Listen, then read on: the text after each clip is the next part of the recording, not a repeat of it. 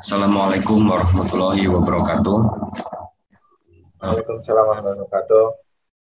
Kami dari kelompok 1 yang beranggotakan 4 orang, yaitu saya Bagus Bimantoro dengan NIM 227, kemudian Muhammad Arif Rahman dengan NIM 211, kemudian Noval Ramzi Ihsan dengan NIM 018, dan Wahyudi Al-Fazar dengan NIM 029.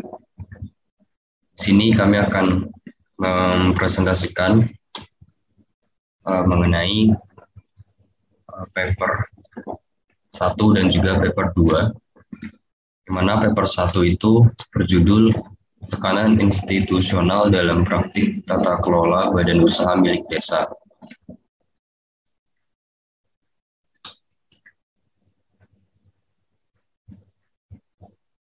Untuk soal yang pertama, bagaimana pendapat Anda tentang kekinian dan keunikan isu yang diteliti? Jika menurut Anda sudah out of date, tidak unik dan tidak relevan, apa rekomendasi Anda? Jadi menurut pendapat kami, penelitian yang dilakukan sudah kekinian dan unik terhadap isu yang diteliti, karena masih banyak terdapat laporan kasus korupsi yang terjadi pada BUMDes dan masih kurang tata kelola yang baik. Dan itu menjadi suatu hal yang unik untuk diteliti. Nah, kemudian jelaskan apakah redaksional judul penelitian menarik. Jika tidak, berikan rekomendasi bagaimana yang sebaiknya. Buat alternatif redaksi judul lain untuk penelitian ini dengan tanpa mengurangi substansinya. Menurut pendapat kami, redaksional judul tersebut sudah cukup menarik untuk dijadikan penelitian karena pada kata tekanan institusional menunjukkan berbagai tekanan atau permasalahan yang terjadi di lembaga atau institusional dalam tata kelola BUMDes. Kemudian yang ketiga, sampai seberapa jauh abstrak pada jurnal mampu merepresentasikan atau menggambarkan penelitian secara utuh, meliputi aspek latar belakang, tujuan, metode, hasil, kesimpulan. Menurut pendapat kami, abstrak yang berisi ringkasan mengenai latar belakang, tujuan, metode, hasil, kesimpulan itu sudah cukup baik dalam merepresentasikan atau menggambarkan penelitian secara utuh. Nah, kemudian bagaimanakah dengan keyword atau kata kunci? Apakah mencerminkan substansi penelitian? Menurut pendapat kami, keywords atau kata kunci yang ada pada penelitian tersebut sudah mencerminkan substansi penelitian yang diteliti dengan cukup baik, karena sesuai dengan apa yang dibahas pada penelitian tersebut. Kemudian, apakah peneliti sudah menyajikan fenomena isu yang relevan dengan isu yang diteliti? Apa saran Anda? Berikan contoh yang tepat untuk fenomena isu yang semestinya layak untuk ditampilkan. Menurut kami, peneliti sudah menyajikan fenomena isu relevan dengan isu yang diteliti, karena untuk mewujudkan cita-cita BUMDes sebagai agen perubahan di desa dan juga memitigasi kecurangan pengelolaan BUMDes. Aspek tata kelola yang baik sangat penting untuk diterapkan. Hal ini menjadi alasan kenapa tata kelola pemerintah yang baik menjadi isu aktual dalam pengelolaan administrasi publik. Kemudian, apakah peneliti sudah menjelaskan gap risetnya? Bagaimana posisi penelitian dibanding penelitian sebelumnya? Jika sudah, di mana posisinya? Jika belum, bagaimana posisi seharusnya dibanding penelitian-penelitian setopik? Menurut pendapat kami, peneliti sudah menjelaskan gap riset atau GAP risetnya, yaitu adanya perbedaan fokus penelitian pada BUMDes yang dilakukan oleh peneliti sebelumnya, di mana banyak berfokus pada tema kinerja, manfaat keberadaan, serta strategi bisnis BUMDes. Sedangkan pada penelitian pada jurnal yang diteliti oleh Hafiz Sofiani, Hanif Fahrul Rozi, Firda Ayu Amalia, Ini berfokus bagaimana tata kelola BUMDes yang baik terikat dengan isu yang ada. Kemudian, apakah peneliti sudah mengungkapkan urgensi penelitian? Jika belum, menurut Anda apa alasan yang tepat topik ini penting untuk diteliti? Menurut pendapat kami, ya, peneliti sudah mengungkapkan urgensi penelitian yang menandakan bahwa akuntabilitas, transparansi, dan partisipasi masyarakat terhadap pengelolaan BUMDes menjadi aspek yang sangat urgent pelaksanaannya. Nah, kemudian, apakah rumusan masalah sudah dipaparkan dengan jelas? Jika iya, jelaskan. Jika belum, menurut Anda apa masalah penelitian yang seharusnya diungkap dalam penelitian ini? Menurut pendapat kami, rumusan masalah sudah dipaparkan dengan jelas. Di jurnal tersebut menunjukkan permasalahan mengenai akuntabilitas, transparansi, responsivitas, partisipasi apakah sudah benar-benar diterapkan. Kemudian, apakah tujuan penelitian terungkap secara jelas? Jika iya, tunjukkan. Jika belum, menurut Anda apa tujuan penelitian yang tepat untuk penelitian ini? Menurut pendapat kami, tujuan penelitian sudah terungkap secara jelas. Tujuan penelitian ini yaitu untuk mengeksplorasi sejauh mana praktik prinsip-prinsip tata kelola yang baik, yaitu meliputi akuntabilitas, transparansi, responsivitas, serta partisipasi masyarakat telah diinstitusionalisasikan dalam pengelolaan BUMDes. Kemudian, apakah alur latar belakang penelitian ini jelas dan mudah dipahami? Jika ya, jelaskan. Jika belum, bagaimana seharusnya? Menurut pendapat kami, alur latar belakang penelitian ini sudah cukup jelas dan dapat mudah dipahami karena membahas tentang penerapan prinsip tata kelola BUMDes yang baik meliputi akuntabilitas, menyelenggarakan musyawarah atau partisipasi, serta menyusun ADART. Kemudian bagaimana komentar Anda mengenai kejelasan latar belakang penelitian secara keseluruhan? Apa ada saran? Menurut pendapat kami, mengenai kejelasan latar belakang penelitian masih kurang jelas karena riset yang menggali pelaksanaan prinsip tata kelola dari sudut pandang teori institusional, khususnya isomorfisme institusional, masih sulit untuk ditemukan. Kemudian, apakah teori yang diungkapkan sudah relevan? Jika sudah, tunjukkan. Jika belum, apa rekomendasi Anda? Menurut pendapat kami, teori yang diungkapkan sudah relevan karena mengimplementasi tata kelola yang baik dikupas dari sudut pandang teori institusional. Menurut Di Maggio and Powell tahun 2000, gagasan utama teori institusional adalah bagaimana organisasi merespon tekanan dari lingkungan institusional yang menyebabkan terjadinya institusionalisasi. Kemudian jika ada hipotesis penelitian, sampai seberapa jauh ketepatan peneliti dalam menyusun telaah literatur, termasuk riset sebelumnya, serta tingkat ketepatan logical thinking yang mengarah pada hipotesis penelitian. Apakah dukungan riset-riset sebelumnya untuk menyusun hipotesis sudah memadai? Jika belum, seharusnya bagaimana? Jika sudah, coba tunjukkan. Menurut pendapat kami, tidak ada hipotesis penelitian dari jurnal tersebut. Karena penelitian ini atau jurnal ini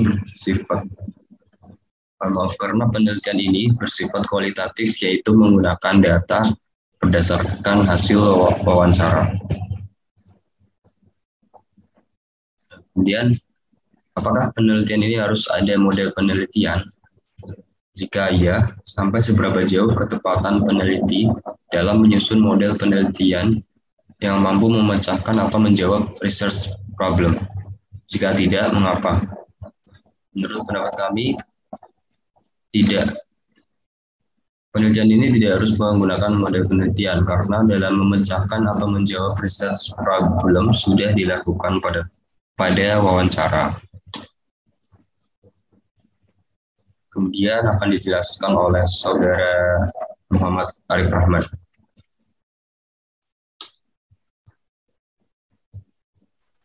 Ya, terima kasih kepada Mas Bimo. Selanjutnya yaitu apakah metode sampling yang digunakan sudah tepat? Jika ya, tunjukkan dan berikan alasannya. Jika tidak, apa saran Anda? Menurut pendapat kami, sudah tepat, karena dalam penelitian tersebut sudah mengklasifikasikan setiap badan usaha desa secara rinci, mulai dari grade A hingga grade C, atau yang disebut dengan metode cluster sampling. Selanjutnya, apakah sumber data yang digunakan untuk mengambil data sudah tepat? Jika data primer, apakah partisipannya sudah tepat? Jika data sekunder, apakah sumber data tersebut memang merupakan sumber yang tepat? Jelaskan. Menurut pendapat kami sudah tepat, karena data diperoleh langsung dan diolah sendiri oleh peneliti langsung dari subjek penelitian Suyitno 2018. Dan data primer ini diperoleh dari wawancara sebanyak 12 kali, yang dilakukan oleh peneliti itu langsung kepada manajer dan staf BUMDes itu langsung. Karena menurut Francis et al. 2010, ukuran sampel dalam penyelidikan kualitatif harus ditentukan oleh saturasi data yang umumnya dicapai setelah 10 wawancara. Selanjutnya, apa unit analisis penelitian ini? Apakah sudah tepat? Jelaskan argumen Anda. Jika belum, apa saran Anda? Menurut pendapat kami sudah tepat. Karena apa yang mereka teliti adalah badan usaha milik desa yang menjadi tulang punggung pendapatan desa tersebut. Selanjutnya, sampai seberapa jauh penelitian mampu memilih alat uji yang tepat untuk menjawab riset problem? Apakah ada usulan untuk metode uji yang lain yang lebih tepat? Menurut pendapat kami, metode yang dilakukan sudah tepat karena sudah sesuai dengan apa yang mereka teliti di desa tersebut, yaitu BUMDes itu sendiri. Selanjutnya, bagaimana peneliti dalam melakukan operasionalisasi variabel penelitian? Apakah sudah komprehensif? Jika sudah, coba tunjukkan. Jika belum, seharusnya bagaimana? Menurut pendapat kami, sudah komprehensif karena variabel penelitian yang mereka gunakan atau lakukan sudah rinci hingga pada melihat apa saja kekurangan dan kelebihan di BUMDes tersebut. Selanjutnya, apakah instrumen jika menggunakan data primer atau proxy jika menggunakan data sekunder yang digunakan untuk mengukur variabel ini sudah tepat? Jelaskan argumentasi Anda, apakah ada alternatif lain yang bisa Anda usulkan? Jika ada, sebutkan. Menurut pendapat kami, sudah tepat karena data primer yang digunakan adalah langsung kepada pelaksana yang bertanggung jawab di situ dan mengambil atau mewawancarai tidak hanya satu atau dua orang saja, sehingga hasil yang didapatkan pun akan sangat cukup dan tepat. Selanjutnya, yaitu sampai seberapa jauh hasil penelitian dapat menjawab riset problem. Jika belum, bagaimana seharusnya? Jika sudah, coba tunjukkan. Menurut pendapat kami, hasil dari penelitian ini sudah baik, karena sudah dapat mengkupas apa saja yang menjadi masalah di desa atau badan usaha tersebut, mulai dari keuangan, lingkungan sosial, hingga lain sebagainya. Selanjutnya, apakah peneliti sudah membahas secara mendalam mengenai temuan atau hasil penelitian? Bagaimana konsistensi dengan hasil penelitian sebelumnya? Tunjukkan. Menurut pendapat kami, sudah dibahas mulai dari akuntabilitas, transparansi, responsivitas, dan partisipasi masyarakat sudah dibahas di dalamnya. Selanjutnya, yaitu apakah bagian kesimpulan sudah mampu menjawab masalah peneliti secara komprehensif? Tunjukkan. Menurut pendapat kami, sudah, karena mulai dari indikator-indikator prinsip tata kelola yang baik, dari aspek akuntabilitas dan transparansi BUMDes, dari sisi responsivitas, dari sisi partisipasi masyarakat, dan modal menjadi faktor pendukung tata kelola BUMDes. Sudah diberikan kesimpulannya secara jelas dan singkat. Selanjutnya, apakah peneliti sudah mengungkapkan Apakah peneliti sudah mengungkapkan keterbatasan hasil penelitiannya? Coba Anda ungkapkan keterbatasan yang lain yang ada dalam jurnal ini selain yang sudah diungkapkan oleh peneliti, dan apa rekomendasi Anda untuk mengatasi? Menurut pendapat kami, keterbatasan penelitian ini adalah subjek penelitian yang sangat terbatas, yakni hanya melibatkan 4 BUMDes dari 2 kabupaten di DIY, sehingga hasil penelitian sebelum dapat menggambarkan keadaan BUMDes secara luas di seluruh Indonesia. Kemudian sarannya yaitu untuk meneliti penelitian berikutnya disarankan untuk menggunakan cakupan yang lebih luas, tentunya dengan pendekatan lain seperti survei, agar hasil penelitian dapat menetralisir dalam suatu kawasan tersebut. Selanjutnya, sampai seberapa jauh konsistensi antara judul penelitian dengan riset problem, the purpose of study, basis teori yang digunakan, metode uji yang digunakan, model penelitian jika ada, hasil penelitian, pembahasan penelitian, dan kesimpulan. Coba tunjukkan. Menurut pendapat kami, penulis pada proposal ini sudah konsisten karena dari antara judul penelitian dengan riset problem, the purpose study, basis teori yang digunakan, metode uji yang digunakan, model penelitian, hasil penelitian, pembahasan penelitian, dan kesimpulan sesuai dengan judul yang digunakan pada penelitian ini. Selanjutnya, bagaimana kejelasan struktur setiap paragraf yang terhubungan antar paragraf satu dengan yang lainnya? Tunjukkan. Menurut pendapat kami, struktur kalimat yang satu dengan yang lain antar paragraf sudah jelas, baik paragraf 1 hingga paragraf akhir. Selanjutnya, bagaimana kekinian dan relevansi referensi yang digunakan? Tunjukkan. Menurut pendapat kami, referensi yang diambil dalam penelitian tersebut sudah baik, karena referensi yang diambil itu adalah tahun-tahun terupdate atau dalam waktu beberapa tahun terakhir, bukan memakai tahun-tahun yang sudah sangat lampau. Selanjutnya ada jurnal kedua yang berjudul Apa yang menentukan otonomi desa di Indonesia? Kasus desa di Kabupaten Sleman dari jurnal Dinamika Akuntansi dan Bisnis. Pertanyaan pertama, bagaimana pendapat Anda tentang kekinian dan keunikan isu yang diteliti? Jika menurut Anda sudah out of date, tidak unik, dan tidak relevan, apa rekomendasi Anda? Menurut pendapat kami, keunikan isu yang dipaparkan dalam jurnal tersebut mengangkat persoalan mengenai pengaruh partisipasi masyarakat dan kompetensi aparatur pemerintah desa dalam pengelolaan dana desa dan otonomi desa. Perspektif mekanisme isomorfisme institusional digunakan dalam penelitian ini untuk membahas temuan. Sofiani dan Akbar meyakini bahwa isomorfisme institusional merupakan konsep yang cocok untuk mengkaji pelembagaan organisasi, di mana unsur-unsur politik dan budaya seremonial formal dan administratif melekat dalam kehidupan organisasi, termasuk di pemerintahan desa. Selanjutnya nomor 2 yaitu, jelaskan apakah redaksional judul penelitian menarik? Jika tidak, berikan rekomendasi bagaimana yang sebaiknya. Buat alternatif redaksi judul lain untuk penelitian ini dengan tanpa mengurangi substansinya. Jadi menurut kami, redaksional judul penelitian kurang menarik, karena yang dibahas pada judul penelitian adalah kasus desa di Kabupaten Sleman. Sedangkan pada judul juga tertulis apa yang menentukan otonomi desa di Indonesia.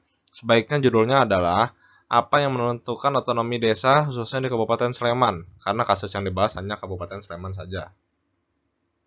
Selanjutnya nomor 3, sampai seberapa jauh abstrak pada jurnal mampu merepresentasikan atau menggambarkan penelitian secara utuh, meliputi aspek yaitu latar belakang, tujuan, metode, hasil, kesimpulan. Jadi menurut kami, abstrak pada penelitian ini mampu merepresentasikan tujuan, metode, hasil, kesimpulan, kecuali latar belakang yang tidak dijelaskan pada bagian abstrak dalam penelitian. Selanjutnya nomor 4, bagaimanakah keywords atau kata kunci? Apakah mencerminkan substansi penelitian? Menurut kami, peneliti mampu memilih keywords yang merepresentasikan substansi penelitian dengan baik. Selanjutnya nomor 5, dengan pertanyaan, apakah peneliti sudah menyajikan fenomena isu yang relevan dengan isu yang diteliti? Apa saran Anda? Berikan contoh yang tepat, fenomena isu yang semestinya layak untuk ditampilkan. Jadi menurut kami, peneliti sudah menyajikan fenomena isu yang relevan dengan isu yang peneliti telah teliti. Karena hasil dari H7 pengujian sesuai dengan fenomena yang terjadi di Kabupaten Sleman, yang menyatakan bahwa kompetensi perangkat desa tidak mempengaruhi otonomi desa melalui pengelolaan dana desa tidak didukung. Selanjutnya nomor 6, apakah peneliti sudah menjelaskan gap risetnya? Bagaimana posisi penelitian dibanding penelitian sebelumnya? Jika sudah, di mana posisinya? Jika belum, bagaimana posisi seharusnya dibanding penelitian-penelitian setopik? Jadi menurut kami dalam penelitian ini, peneliti sudah menyampaikan gap risetnya, yaitu alasan yang paling mungkin mengapa penelitian ini tidak mengkonfirmasi dampak positif dari partisipasi masyarakat terhadap otonomi desa adalah terbatasnya kegiatan di desa yang diteliti. Dan peneliti sudah menunjukkan posisi penelitian ini dibanding penelitian sebelumnya. Posisi penelitian ini adalah mengulang penelitian sebelumnya, hanya saja peneliti menambahkan beberapa variabel baru dengan tetap mengacu pada jurnal-jurnal sebelumnya. Selanjutnya nomor 7, apakah peneliti sudah mengungkapkan urgensi penelitian? Jika belum, menurut Anda apa alasan tepat topik ini penting untuk diteliti? Menurut kami, peneliti sudah mengungkapkan alasan mengapa topik penelitian ini penting. Alasan utamanya yaitu penguatan pengelolaan dana desa diperlukan untuk menjamin peningkatan otonomi desa. Dana desa dapat digunakan untuk membangun infrastruktur yang menunjang sarana desa dan menunjang kegiatan usaha desa. Selanjutnya nomor 8, apakah rumusan masalah sudah dipaparkan dengan jelas? Jika iya, jelaskan. Jika belum, menurut Anda apa masalah penelitian yang seharusnya diungkapkan dalam penelitian ini? Jadi menurut kami masalah penelitian yang ada dalam penelitian ini sudah terungkap secara jelas, yaitu mengkaji tentang hubungan pengelolaan dana desa dengan otonomi desa masih terbatas. Selain itu, masih terdapat kesenjangan penelitian dalam hubungan antara partisipasi masyarakat, pengelolaan dana desa, dan otonomi desa. Studi ini dilakukan untuk mengkaji hubungan antar desa yang berbeda. Selanjutnya nomor 9. Apakah tujuan penelitian terungkap secara jelas? Jika ya, tunjukkan. Jika belum, menurut Anda apa tujuan penelitian yang tepat untuk penelitian ini? Menurut kami, tujuan penelitian yang ada dalam penelitian ini sudah terungkap secara jelas, yaitu bertujuan untuk menguji pengaruh partisipasi masyarakat dan kompetensi perangkat desa terhadap pengelolaan dana desa dan otonomi desa. Selanjutnya nomor 10. Apakah alur latar belakang penelitian ini jelas dan mudah dipahami? Jika ya, jelaskan. Jika belum, bagaimana seharusnya? Jadi menurut kami dalam penelitian ini tidak terdapat latar belakang, melainkan perkenalan. Dalam bagian perkenalan, penelitian ini sudah jelas dan mudah dipahami oleh reviewer. Karena dalam penulisan perkenalan, peneliti menuliskan dengan runut dan jelas. Selanjutnya nomor 11, bagaimana komentar Anda mengenai kejelasan latar belakang penelitian secara keseluruhan? Apa ada saran? Menurut kami, kejelasan pada bagian perkenalan dalam penelitian ini secara keseluruhan sudah dipaparkan dengan sangat baik, karena peneliti memaparkan terkait pengelolaan dana desa dan otonomi desa yang dilakukan oleh perangkat desa, disertai dengan kebijakan partisipasi, sangat mungkin terkait dengan pengertian isomorfisme kelembagaan, sebagaimana dijelaskan lebih lanjut pada bagian tinjauan pustaka. Selain itu, penelitian ini juga mengkaji pengaruh intervensi pengelolaan dana desa terhadap hubungan partisipasi masyarakat dan kompetensi pegawai pemerintah desa terhadap kemandirian desa. Selanjutnya nomor 12, apakah teori yang diungkapkan sudah relevan? Jika sudah, tunjukkan. Jika belum, apa rekomendasi Anda? Jadi menurut kami, teori yang dijadikan landasan di dalam penelitian ini adalah teori isomorfisme institusional, yang merupakan turunan dari teori institusional. Dijelaskan dalam penelitian bahwa ada dua jenis isomorfisme, yaitu isomorfisme kompetitif dan institusional. Yang pertama mengacu pada asumsi rasionalitas tentang perubahan organisasi yang dipicu oleh persaingan pasar dan perubahan teknologi yang dianggap baik dan dicoba untuk diterapkan. Selanjutnya nomor 13, jika ada hipotesis penelitian, sampai seberapa jauh ketepatan peneliti dalam menyusun telaah literatur, termasuk riset sebelumnya, serta tingkat ketepatan logical thinking yang mengarah pada hipotesis penelitian. Apakah dukungan riset-riset sebelumnya untuk menyusun hipotesis sudah memadai? Jika belum, seharusnya bagaimana? Jika sudah, coba tunjukkan. Jadi menurut kami, penelitian ini memiliki 7 hipotesis, dan peneliti sudah menyusun telaah literatur dan menyajikan hasil penelitian sebelumnya sebagai dukungan untuk menyusun hipotesis penelitian. Peneliti juga sudah memaparkan hasil riset sebelumnya untuk menyusun hipotesis dengan jelas dan lengkap. Selanjutnya akan dijelaskan oleh Wahyu. Selanjutnya soal 14.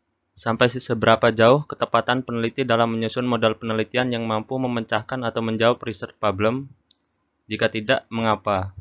Menurut kami, penelitian ini harus ada modal penelitian karena metodologi merupakan Analisis untuk menyelidiki masalah yang akan diteliti. Menurut kami, peneliti sudah tepat dalam menyusun model penelitian sehingga dapat memecahkan atau menjawab research problem dan menentukan hipotesis. Selanjutnya soal 15. Apakah metode sampling yang digunakan sudah tepat? Jika ya, tunjukkan dan berikan alasannya. Jika tidak, apa saran Anda? Menurut kami, metode sampling yang digunakan adalah metode cluster random sampling dan sudah tepat karena metode cluster random sampling metode pengambilan sampel dengan teknik pengambilan sampel penelitian dengan populasi berupa kelompok individu. Teknik sampling ini digunakan untuk menentukan sampel dengan sumber data yang luas. Selanjutnya soal 16. Apakah sumber data yang digunakan untuk mengambil data sudah tepat? Jika data primer, apakah partisipan sudah tepat? Jika data sekunder, apakah sumber data tersebut memang merupakan sumber yang tepat? Jelaskan. Menurut kami, data yang digunakan dalam penelitian ini adalah data primer berupa kuesioner.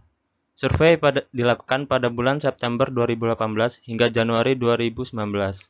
Penyebaran dan pengumpulan kuesioner disebarkan dan diperoleh langsung dari responden.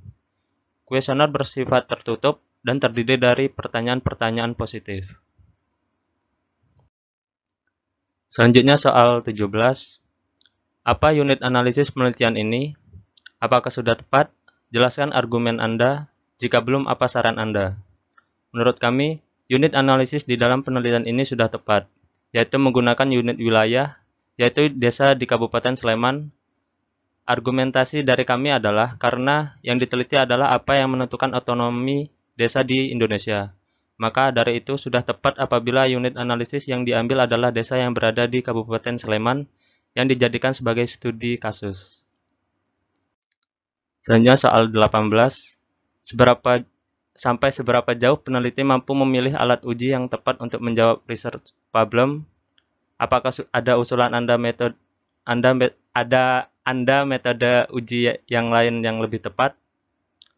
Menurut kami, peneliti sudah mampu memilih alat uji yang tepat untuk menjawab rumusan masalah dalam penelitian ini, dengan memakai analisis data menggunakan analisis jalur dan analisis regresi berganda yang dioperasikan melalui SPSS.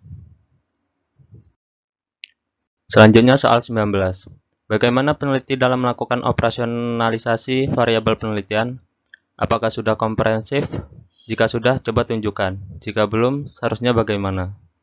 Menurut kami, peneliti sudah secara komprehensif melakukan operasional variabel penelitian sehingga dapat dimengerti serta memungkinkan bagi peneliti selanjutnya untuk melakukan replikasi serta mengembangkan penelitian tersebut.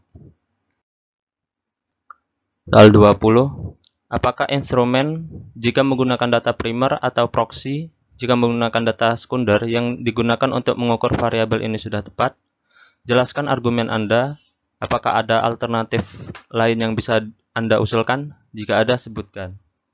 Instrumen yang digunakan dalam penelitian ini adalah berupa indikator instrumen yang merupakan sebuah dialog rutin dengan topik kegiatan desa, yaitu seperti penyampaian aspirasi masyarakat, memiliki ketertarikan terhadap kegiatan desa, dukungan sukarela, partisipasi tidak dalam tekanan atau paksaan dari pemangku kepentingan lainnya, kesadaran akan pentingnya partisipasi, memiliki kepedulian terhadap kondisi atau masalah desa, memiliki kesadaran akan peran penting mereka di desa, dan keseruan dalam kegiatan desa.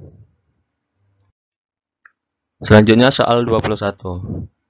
Sampai seberapa jauh hasil penelitian dalam menjawab research problem? Jika belum, bagaimana seharusnya? Jika sudah, coba tunjukkan. Menurut pendapat kami, untuk jurnal ini, hasil penelitian sudah menjawab research problem dengan hasil uji hipotesis, yaitu untuk H1, partisipasi masyarakat berdampak positif terhadap pengelolaan dana desa. Untuk H2, partisipasi masyarakat berdampak positif terhadap otonomi desa. Untuk H3, kompetensi perangkat desa berdampak positif dalam pengelolaan dana desa. Untuk H4, kompetensi perangkat desa berdampak positif terhadap otonomi desa. Untuk H5, pengelolaan dana desa berdampak positif terhadap otonomi desa. Untuk H6, partisipasi masyarakat berdampak positif terhadap otonomi desa. Untuk H7, partisipasi masyarakat berdampak positif terhadap otonomi desa melalui pengelolaan dana desa. Selanjutnya soal 22. Apakah peneliti sudah membahas secara mendalam mengenai temuan atas hasil penelitian? Bagaimana konsistensi dengan hasil penelitian sebelumnya? Tunjukkan. Menurut kami, peneliti sudah membahas temuan atas hasil penelitian yang dilakukan dengan menggunakan cluster random sampling dan menggunakan konsistensi dengan hasil penelitian sebelumnya. Hasilnya berbeda di beberapa variabel, dan peneliti sudah menyajikan kemungkinan atas hasil yang berbeda tersebut.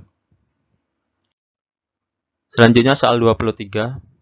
Apakah bagian kesimpulan sudah mampu menjawab masalah penelitian secara komprehensif? Tunjukkan.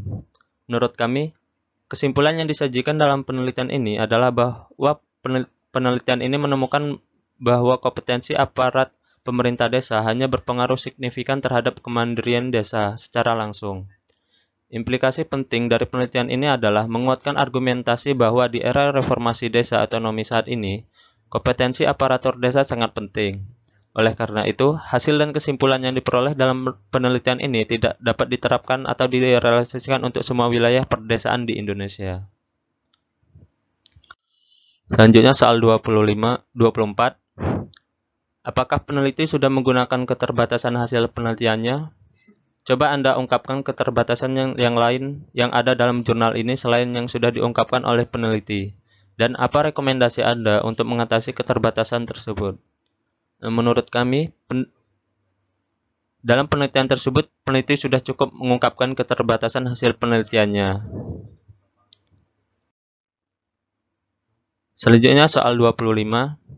Sampai seberapa jauh konsistensi antara judul penelitian dengan research problem, the purpose of study, basis teori yang digunakan, metode yang digunakan, metode penelitian, jika ada, hasil penelitian, pembahasan penelitian, dan kesimpulan.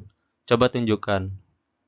Menurut kami, penelitian sudah mampu menjaga konsistensi antara judul penelitian, rumusan masalah, tujuan penelitian, basis teori yang digunakan, metode uji yang digunakan, hasil penelitian, pembahasan penelitian, dan kesimpulan yang secara keseluruhan berfokus pada pembuktian hipotesis yang ada dan tidak melebar kemana-mana.